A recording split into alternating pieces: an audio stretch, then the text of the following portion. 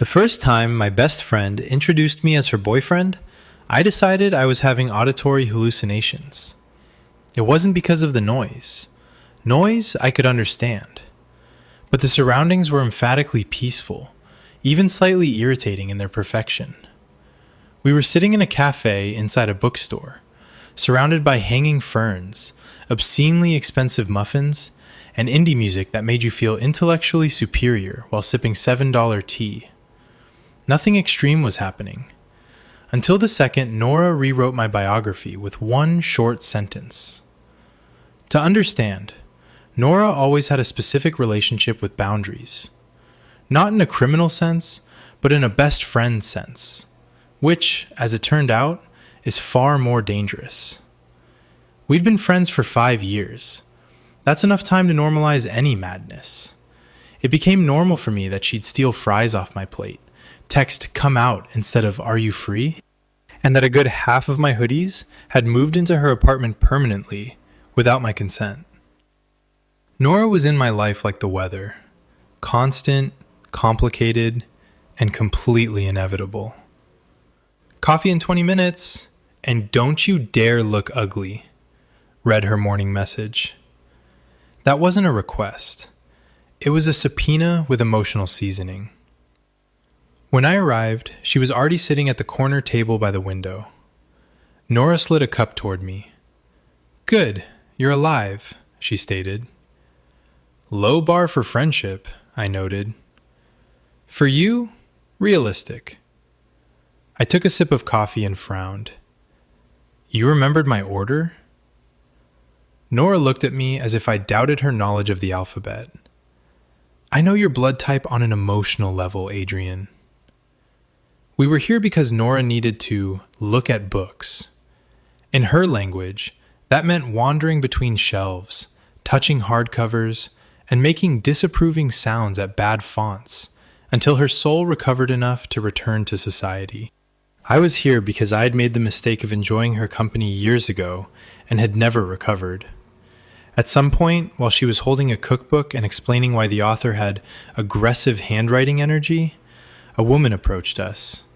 She smiled that polite smile strangers use to show, "I'm a decent person and I'm about to ask a question." "Excuse me," she said, "do you know if there's a second floor or just this section?"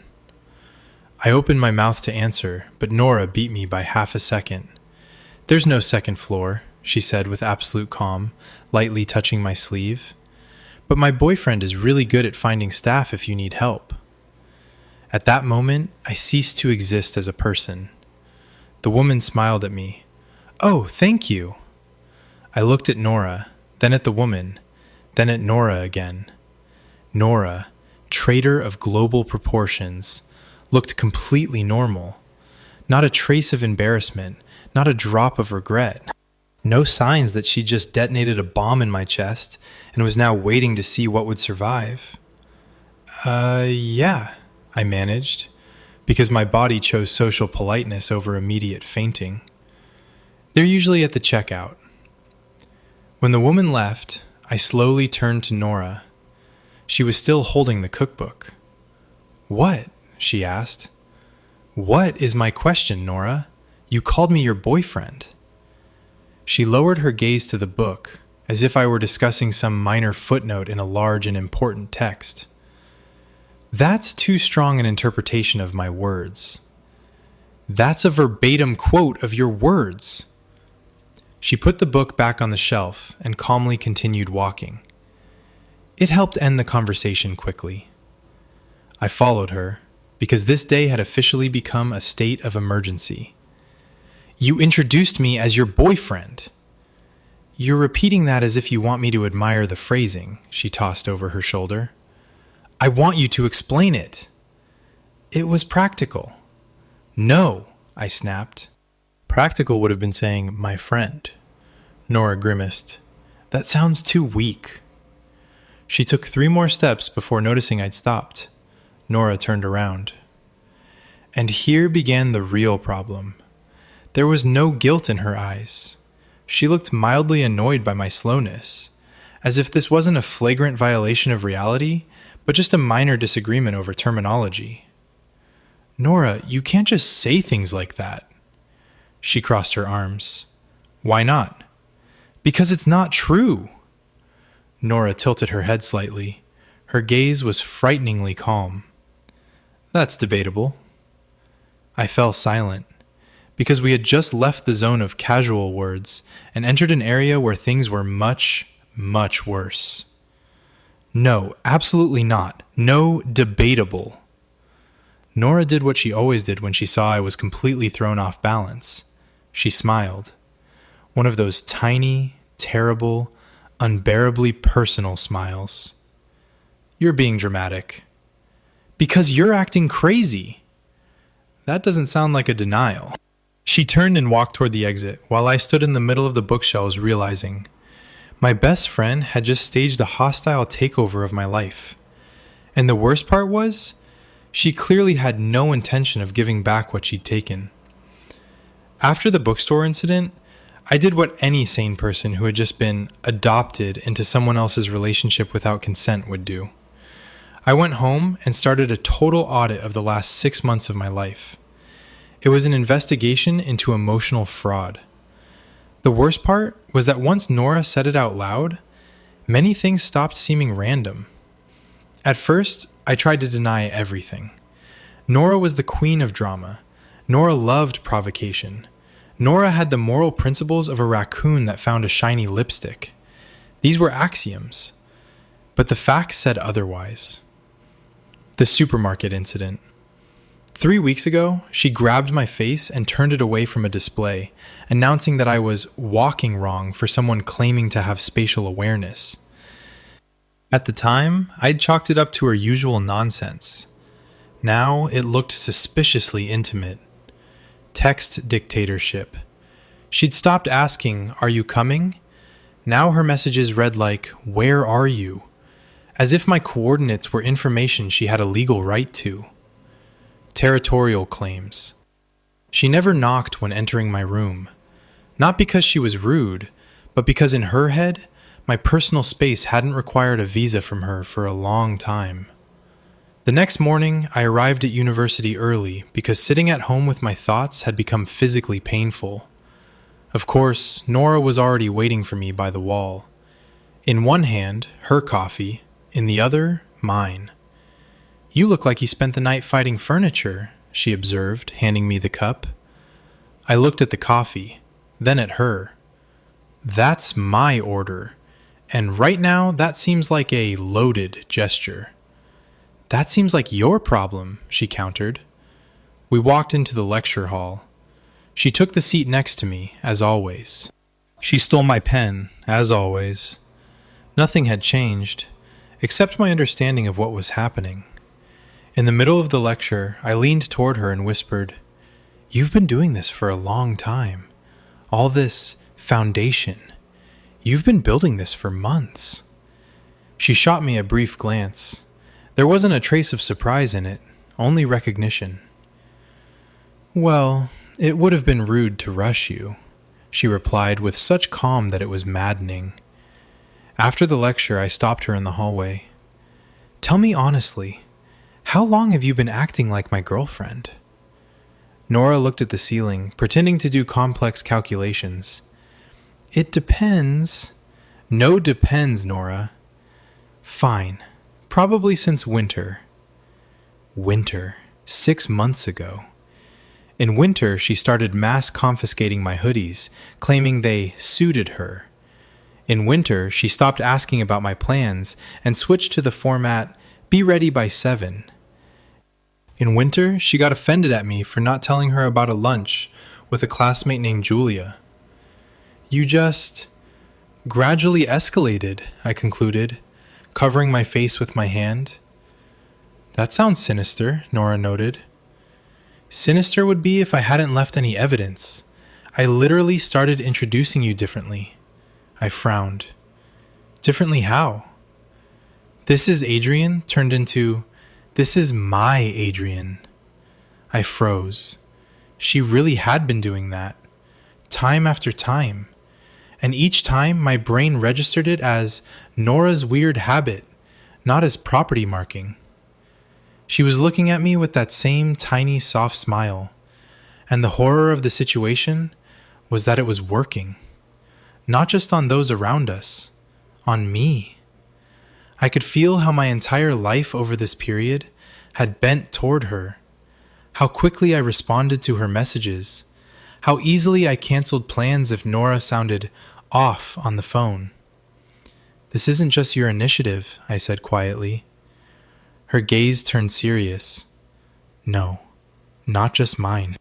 That was the moment when the joke stopped being a joke. Nora had been building this house for 6 months, but I was the one who'd been bringing the bricks. The worst part about realizing you've been promoted to boyfriend status without your consent isn't the betrayal itself. It's the audience. Because while I was painfully trying to figure out when our friendship had turned into an unauthorized romance, it turned out that I was the only person in our circle who still considered the matter open. Everyone else had already voted. It all came out on Friday at Eli's game night. His apartment was always chaos. Too many people, mountains of chips, and obligatory arguments over board game rules. Nora and I arrived together. Of course, I didn't even question it. She just texted, "I'm downstairs," and I went down as if summoned by contract. Now that I knew about her foundation work, every touch of her hand to my shoulder at the building entrance seemed like not just a gesture, but a territorial takeover. Eli opened the door, saw us, and smirked. "Oh, here they are." "What's with that tone?" I frowned. Nothing. He ushered us in with the look of someone who knew something humiliating about my life, but was waiting for me to figure it out myself. Inside, life was buzzing. Jay was losing at cards, Mira had occupied the best chair and was defending it with a blanket at the ready. The moment we entered, Mira looked up, and seeing Nora plop down possessively on the couch, pulling me with her, she said, "Oh good, you brought your boyfriend." The world froze. I froze. Nora didn't. She just reached for the chips. "He came willingly," she replied calmly. I spun around to Mira. "Excuse me, what?" Mira blinked. "Adrian, don't tell me you're acting surprised. I genuinely thought you knew." I swept my gaze around the room. Eli, Jay, Lucas. They were all looking at me with pity mixed with deep interest. "Wait," Jay raised his glass. "Are you telling me there was no official meeting? No transition from weird friendship to obvious relationship?" "That's not an official category," I burst out. "It's totally official," Lucas called from the kitchen.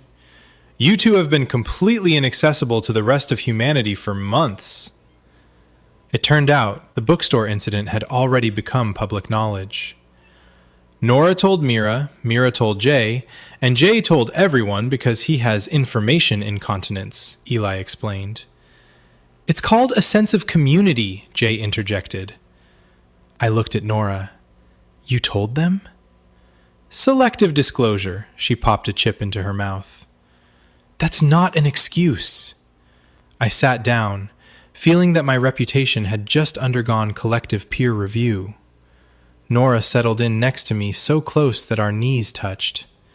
It happened automatically, like muscle memory. And that's what finally finished me off. Mira pointed at our legs. "That's what I'm talking about. No one's surprised because you act like you share one nervous system." "Knee touching isn't evidence," I protested. "It's evidence when it looks this natural," Mira countered. "Adrian, did you really not understand why Nora goes feral whenever another girl talks to you? Or why she knows your schedule better than your calendar?" And then she delivered the final blow. "Or why your gray hoodie has been living at her place since March? She sleeps in it when she's nervous."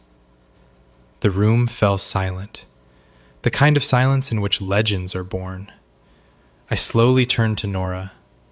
For the first time that evening, she stared at the coffee table. "That was confidential information," she muttered. "No," I said. "I think wardrobe theft for emotional stabilization is exactly the category we're discussing." Jay burst out laughing. Lucas slapped the counter, and Mira looked like Christmas had come early. And the scariest part? Nora still looked less embarrassed than me. She had constructed this scenario so carefully that our friends didn't see her behavior as a power grab. They just thought I'd finally deigned to show up to a meeting that had been going on for 6 months. I understood 3 things. 1. Everyone already thought we were a couple. 2. Nora had done nothing to deny it. 3. The more people described us from the outside, the harder it was for me to argue. Because even if I was the last to find out, I had been there all along, and I'd liked it. The problem with trying to convince yourself that Nora was just joking was her behavior. The moment any other woman entered my blast radius, Nora instantly turned into a tiny but very determined territorial monarchy. By the following week, ignoring it had become physically impossible. I was standing in the university courtyard talking to Lena from my media seminar. She just wanted Tuesday's notes. Lena was a normal person. She could ask for something without redrawing the boundaries of my personal life. "Maybe we could study for the test together on Friday?" she asked. And before I could open my mouth, a voice came from behind me. "He's busy." I closed my eyes. Not because I didn't recognize that voice, but because I recognized it all too well. I turned around. Nora was standing there with coffee in one hand and an "I was just passing by" expression that could only fool someone seeing her for the first time in their lives. "Sorry," Nora smiled politely, almost legally, at Lena. "He already promised to help me with something." I stared at her. "Actually, no." Nora looked at me and said very quietly, weightily, "You will help." Lena, being a smart woman, instantly read the atmosphere of an unresolved domestic crisis and chose to retreat. "What is wrong with you?" I attacked Nora as soon as we were alone. "What's with this security ritual every time a girl talks to me?" Nora took a sip of coffee. "She was flirting. That's not an excuse." "It is if I'm right." "You're impossible." And yet... Later at the student cafe, the situation repeated. A girl from my ethics group just smiled and said hello. Nora, who was at the sugar station at that moment, materialized next to me with the speed of a summoned demon. "Yes," she said instead of me. "He's in that group." The girl blinked, assessed the level of ecological danger, and vanished. "That didn't require intervention," I hissed. "That's your opinion," Nora stirred her sugar calmly. "That's reality. Reality is a negotiated concept." Jay, sitting at the next table, made a strangled sound, trying not to choke on his tea. "I need you two to either kiss or file for marriage," he announced loudly. "This intermediate state is destroying my sense of order." Everything finally became clear on the weekend at an acquaintance's birthday party. Loud music, bad lighting, and a bunch of people who, after 2 cocktails, consider flirting their civic duty. I was talking to a girl named Aya in the kitchen when Nora appeared behind me and pressed her palm flat against my shoulder blade. "There you are," she said. That was a very specific phrase. Not, "Hey," not, "What are you doing?" but exactly, "There you are." That's what people say when they find lost property. Aya looked at her hand, then at Nora, then at me, and, being much sharper than men in such matters, politely evaporated. "That was insane," I said, turning to Nora. She slowly removed her hand. "You looked exhausted." "I was just talking. She touched my arm. It's not a crime." "It's suspicious." "You're acting like a jealous wife from an 80s movie." "That sounds gender biased." "It sounds accurate." Nora fell silent and looked up at me. "Do you really not understand how obvious you are when someone tries to get your attention?" "And you think that gives you veto power?" I asked more quietly. Nora tilted her head slightly and replied with frightening calm. "I think it gives me the first right of refusal in line." And in that moment, I understood. Nora wasn't just joking. She wasn't even pretending. She was just waiting for me to stop pretending that her claims on my life had come out of nowhere.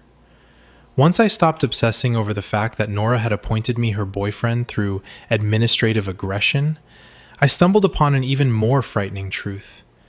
It turned out that she herself had been living in girlfriend mode for a long time. That's why her joke in the bookstore hadn't looked like a prank. The problem was the structure of our lives. The story I'd habitually considered just very strong friendship. It all started with soup. Not in a poetic sense, but in the most literal gastronomic sense. In February, I came down with the flu. At the time, I thought Nora was just a very caring friend. She arrived with groceries, made broth, and ruthlessly threw out my orange juice, announcing that it was emotionally expired. She changed my sheets with the words, "You look like a man who's been definitively defeated by a duvet cover." I took it for granted because I felt terrible, and Nora, with a bag of dirty laundry in her hands, just seemed like a natural disaster with health insurance. Now I remembered how she'd straighten my blanket when I fell asleep on the couch, whispering, "Someone needs to keep an eye on you." That wasn't grumbling. It sounded tender. A month ago, I got a bad haircut. Not catastrophic, but mirrors had started causing me emotional distress. Nora looked at me and asked, "Who did this?" "The master's revenge on the male gender," I joked. For the next week, she'd fix my hair with her fingers every time she thought it was lying tragically. By the third day, it had become routine.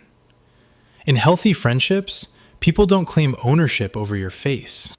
The final revelation hit me in my own kitchen. I was standing there, contemplating this in dangerous silence, when my gaze fell on a glass jar by the fridge. Honey. I don't buy honey. I don't really like it. But Nora loves adding it to tea. I stared at that jar for a good 10 seconds before saying into the void, "You've got to be kidding me." Of course. Honey. Her favorite tea blends in my cupboard. That same blanket she'd left on my chair because it looks right there. She knew which mug had the fewest chips and always chose it for me, believing I was painfully sentimental about broken dishes. Who notices things like that? A girlfriend, that's who. Or someone who'd already filled that position without waiting for a contract to be signed. When she came over again and made herself at home on the couch, flipping through channels, I laid my cards on the table. "You're acting like my girlfriend." Nora slowly tore her gaze from the screen and calmly sipped her tea. "That sounds like progress. That sounds like a serious accusation. You make me soup, fix my hair, and keep your tea stash here." "Your tea selection was administratively inadequate," she countered. I sat down across from her. "Nora, you can't just say administratively and expect me to stop noticing the pattern." She smiled, that same tiny, insufferable smile. "I wasn't expecting you to stop noticing. I was expecting you to notice faster." I fell silent. This wasn't a surprise to her. She wasn't trying on a role. She was expressing a reality she'd been living for months. "You knew I'd like this, didn't you?" I asked more quietly. "You liked the soup. You liked the attention. You liked how I fit into your schedule." She paused and added, "You liked all of this before you understood what to call it." The worst part was that she was right. Nora hadn't forced a fake role on me. She'd just named what I'd already turned my life into, without the courage to admit it to myself. The argument that finally knocked the ground out from under my feet happened over a date. And no, not mine. That would have been too simple. It was Nora's date. Technically. Some guy named Daniel from her office asked her to dinner. A completely normal, socially healthy event. If I'd been a mature, balanced person, I would have reacted neutrally. Instead, I spent the entire evening in a mood so foul that I didn't even try to justify myself. When Nora texted, "Going to dinner tonight, don't you dare act weird," I immediately started acting as weird as possible. I checked my phone 6 times in an hour, cooked, and then threw out dinner, and ultimately decided that rearranging books on the shelves was an excellent way to demonstrate my composure to the universe. Spoiler, it didn't help. At 8:04 p.m., my phone lit up. Nora, are you asleep? Me, that bad? Nora, come down to the car. I went down immediately, of course. A strong man would have asked questions or set boundaries, but I was already in the system. Nora was sitting behind the wheel with the engine off. She looked as if humanity had once again disappointed her with its inefficiency. What happened? I asked, getting into the passenger seat. He used the phrase personal brand twice before the appetizers even arrived, she sighed. I couldn't help it and laughed. The relief was so powerful it was probably glowing on my face like a neon sign. You're insufferably pleased with yourself, Nora observed, looking at me. That's not true. That's the plain truth. And here the jokes ended. Nora turned to me and her tone became frighteningly quiet. You're jealous. Excuse me, what? You are jealous. I wanted to protest, but the words stuck in my throat. The illusion of my detachment crumbled to dust. That's irrelevant, I managed. It's directly relevant. You act like my boyfriend every single day, but panic the moment you hear the word out loud. She wasn't mocking me. She sounded tired, like someone who'd been waiting too long for the other person to put two and two together. Fine, I crossed my arms. Explain. You answer my calls even if you're asleep. You can tell when I'm lying that I'm fine. You instinctively hate half the men I've ever tried to date. You buy my favorite tea before you buy groceries for yourself. She looked me straight in the eye. You're already emotionally domesticated by my life, Adrian. I just gave it a name first. Emotionally domesticated? That's a terrible phrasing. It's effective. The worst part was that every word she said hit the mark. I knew her mood by how she opened my door. I once left a party because she sounded too cheerful on the phone, and I knew that behind that cheerfulness was exhaustion. That's not friendship, at least not in its pure form. Do you really think I've already been acting like your boyfriend? I asked more quietly. Nora softened, just a little. I think you've been my boyfriend for much longer than either of us was ready to admit. She wasn't just accusing me of accidentally drifting toward a relationship. She was asserting that I'd already occupied that position a long time ago, willingly, without being ordered. You should have asked, I said.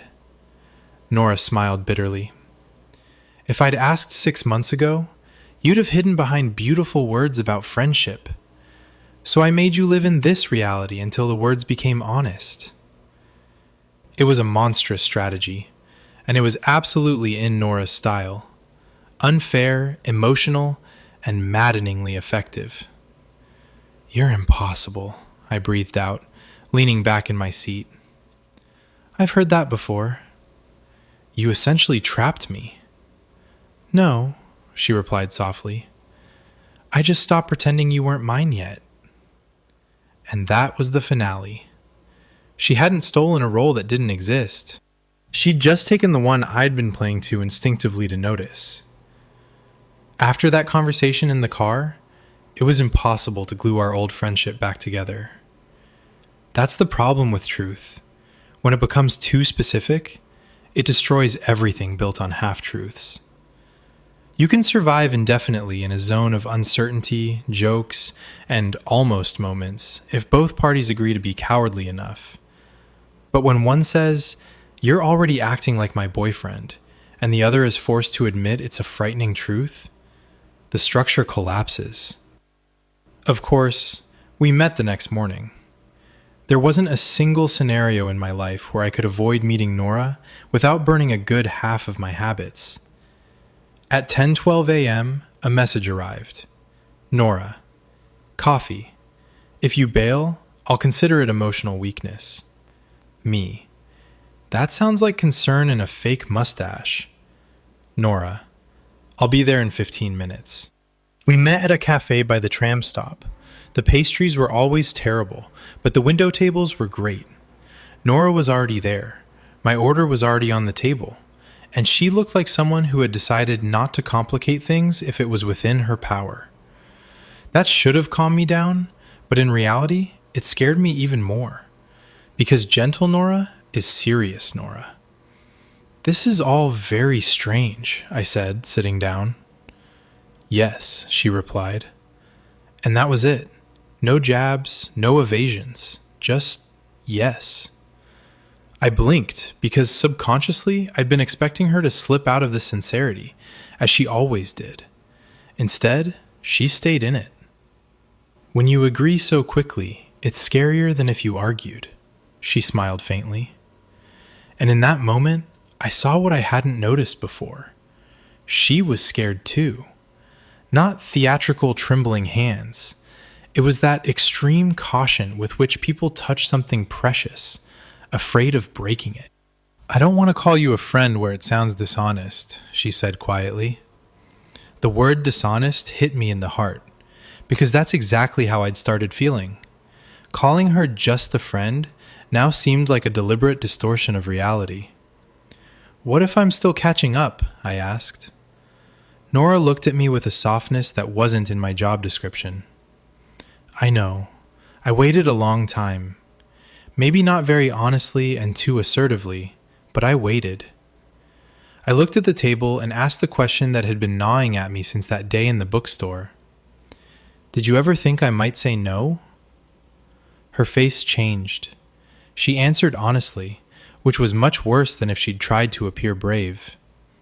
"Yes, I thought about it." "And you still went for it?" "Yes, because if I'd waited for you to get there on your own, I would have gone crazy first." At that moment, I stopped believing that the main driving force of this story was her audacity. No, it was feeling. Too big to hide, and too impatient for my endless rumination.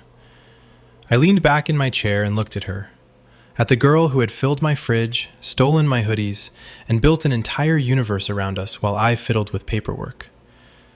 "You really are in love with me." "Yes," she breathed. No jokes, no games, just yes. And in that single word, all our insurance burned away. All those late-night calls, rides home, and mutual comforts lost their friendly label. It was love. Chaotic, domineering, and too confident for its own good. "We can't pretend to be friends anymore," I stated. Nora exhaled with relief. "Thank God." I reached across the table and covered her hand with mine. I felt her freeze.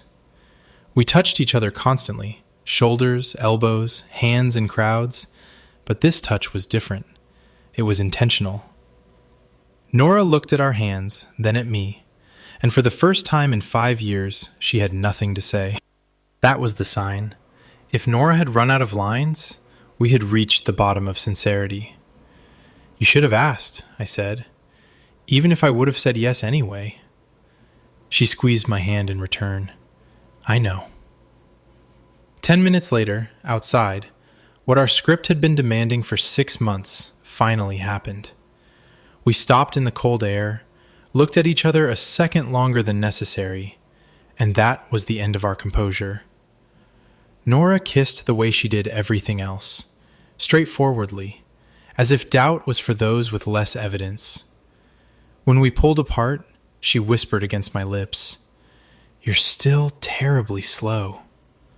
I laughed, understanding that she was right, and now we were both in big trouble.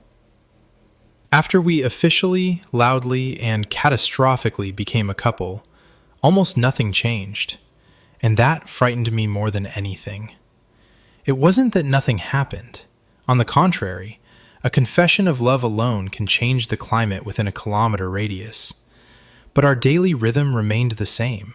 Nora still texted me like a hostage negotiator, still stole my hoodies, still dragged me by the sleeve through crowds as if I were her personal luggage. The only difference was that now when she sat on my lap at Eli's with the words, "This chair is emotionally inefficient." I no longer had the chance to pretend it was just best friend weirdness. Our new status became the main topic of jokes among our friends. First and foremost because if I hadn't joked about it myself, I would have had to admit how flagrantly right she'd been all along. One morning, she walked into my apartment without knocking, headed straight for the fridge, and announced, "You need to buy groceries." "Good morning to you too," I called from the couch. That was good morning. You're acting like a woman who never asked for official relationship consent. Nora studied the contents of the fridge with the air of a disappointed government inspector. "You say that as if I didn't build an entire evidentiary foundation over 6 months. That doesn't make it better." "It does make it more reliable." I walked into the kitchen and hugged her from behind. She leaned back against me and whispered triumphantly, "See? Now you're doing boyfriend things voluntarily." "That's because you conditioned me through prolonged exposure." Our friends' reactions were predictable and merciless. Mira, seeing us at game night, Nora tucked under my arm, my glass in her hand, her shoes under my chair, summed it up. Well, finally, bureaucracy has caught up with reality. Jay went even further. He raised his glass and solemnly announced, "To the illegal but emotionally correct paperwork." Nora smiled contentedly, pressing into my shoulder. I just told them all to leave us alone, though I understood. They were right. We'd been a couple long before I'd found the courage to admit it. The most important change was what happened between us behind closed doors. We didn't need to become new people. We remained ourselves, sarcastic, loud, and too comfortable in each other's company. But now there was no falseness in that comfort. If I bought coffee, I bought her share too. If she stayed over, it didn't feel like an exception. It felt like the apartment had simply reached its optimal occupancy level. Our physical closeness didn't feel alien. It felt like something long overdue, as if old tenderness had finally earned the right to be embodied. On one such quiet evening, Nora lay next to me and said with complete seriousness, "I feel justified." "Why's that?" I asked, playing with her fingers. "Because I made the right decision much earlier than you did." I laughed into the pillow. "You're impossible." "That's not a denial." Nora didn't become softer or more accommodating. She became even more herself, even more commanding, even more tender in her prickly manner. "Did you eat?" "Text me when you get there." "No, that shirt is terrible. Wear the blue one." "Come here." Before, I'd thought Nora had forced this role on me, but in the end, I understood. She hadn't created anything fake. She'd just gotten tired of waiting for me to muster the courage to call things by their real names. Yes, my best friend made me her boyfriend before I ever had a chance to say yes. She introduced me publicly, gathered all the evidence privately, and let the whole world believe in us while I was still digging through my friendly reports. And the most humiliating part was, she'd been right from the very first day. But I will never give her the satisfaction of hearing me say it out loud. Hey, hey. She said it first, oh. She said it first.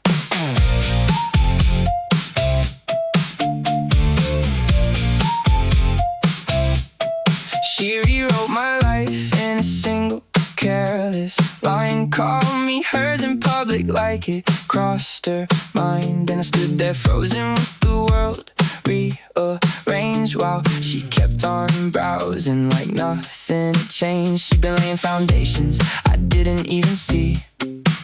6 months of small things adding up to we.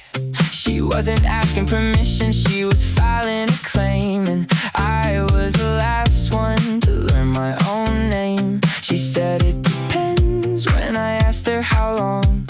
She said since the winter, like it wasn't even wrong. And I knew, oh I knew, oh I knew right then she'd been loving me out loud. And I just didn't listen. She said it first, oh, she said it first before I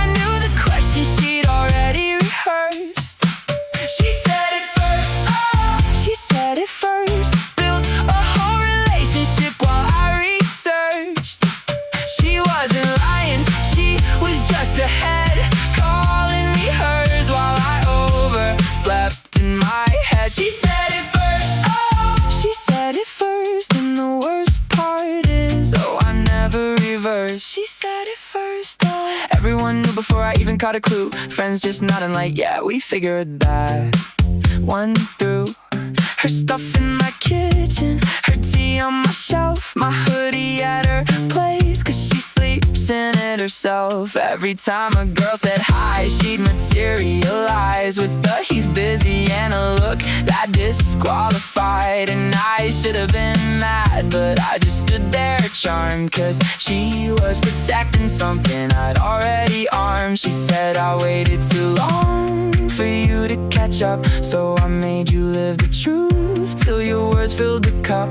And I knew, oh I knew, oh I knew right then I've been hers since the winter, and I just didn't pretend. She said it first, oh, she said it first. Before I knew the question, she'd already rehearsed. She said it first, oh, she said it first. Built a whole relationship while I researched. She wasn't lying, she was just ahead, calling me hers while I overslept in my head. She said it first, oh, she said it first. And the worst part is, oh, I never reversed. She went on a date and I lost my whole mind, reorganized my bookshelf, threw out what I dined. Then she called me from the car, said he was a bore, and I felt the kind of relief I've been hiding before. She said you're jealous and I couldn't even fight. She said you're already mine, you have been, you're just slow tonight. And I sat there in the passenger seat of the truth. She'd been driving for months and I'd just been the proof. She said I should've asked, but you'd have hidden in friends, so I made the words come true till there was nothing to defend. And I kissed her in the cold like the whole thing was planned, 'cause it was, and I finally understand. She said it first, oh, she said it first, but I was already in it, for better or worse. She said it first, oh, she said it first. And honestly, I'm not even hurt. She wasn't lying, she was just brave, naming what we were before I could behave. She said it first, oh, she said it first. And I'll never tell her, but she was right at first. She said it first, oh. You should have asked, even if you'd have said yes anyway. Yeah, I know. She said it first, oh. She said it first, oh. And she was right, oh.